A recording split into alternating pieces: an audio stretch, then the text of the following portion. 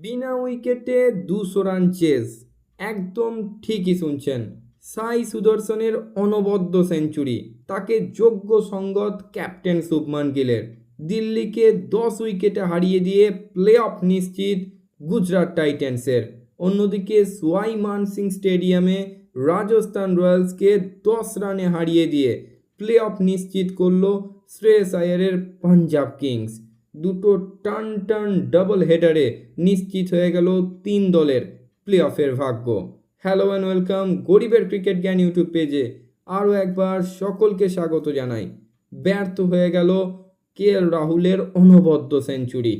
199 run করেও হারতে হলো দিল্লি ক্যাপিটালসকে। সৌজন্যে 65 বলে 112 রানের KL রাহুলের অনবদ্য ইনিংস। 14টা চার, 4টে ছক্কার সাহায্যে সাজানো এই ইনিংস ব্যর্থ হয়ে গেল সাই সুদর্শনের অনবদ্য সেঞ্চুরির সামনে। সাই আরও একবার প্রমাণ করে দিলেন এই মুহূর্তে তিনি স্বপ্নের ফর্মে আছেন।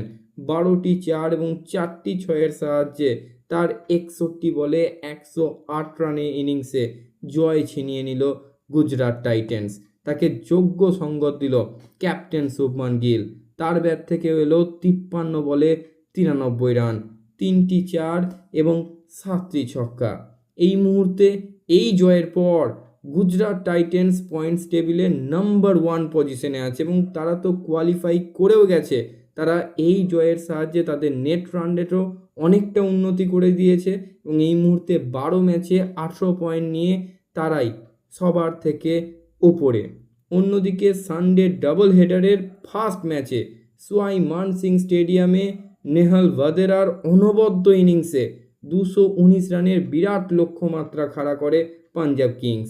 ভাদেরা করেন 37 বলে 70 এবং সেই রান তারা করতে নেমে যশস্বী জয়সওয়াল এবং বৈভব সূর্যবংশী অসাধারণ ইনিংস খেলছিলেন, কিন্তু আরও একবার রাজস্থানের ফিনিশিং ঠিকঠাক হলো না এবং রুদ্ধশ্বাস ম্যাচে 10 রানে জিতে গেল পাঞ্জাব কিংস। এবং এই জয় যে কতটা গুরুত্বপূর্ণ হলো সেটা গুজরাট টাইটেন্সের জয়ের পর বুঝতে পারল পাঞ্জাব কিংস, কারণ এই জয়ের সাথে সাথে পাঞ্জাব কিংসও কিন্তু তাদের প্লে অফের জায়গা নিশ্চিত করে ফেলল।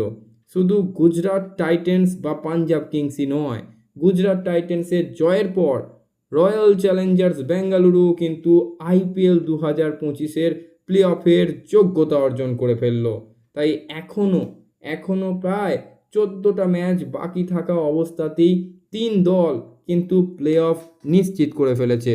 Gujarat titans, royal Challengers Bengaluru এবং পাঞ্জাব কিংস। এখনও মুম্বাই ইন্ডিয়ান্স এবং দিল্লি ক্যাপিটালসের মধ্যে টান লড়াই হচ্ছে। আজকের মতো ভিডিও এই পর্যন্তই। সকলে খুব ভালো থাকুন, সুস্থ থাকুন এবং আমার ইউটিউব চ্যানেলটিকে সাবস্ক্রাইব করে রাখুন।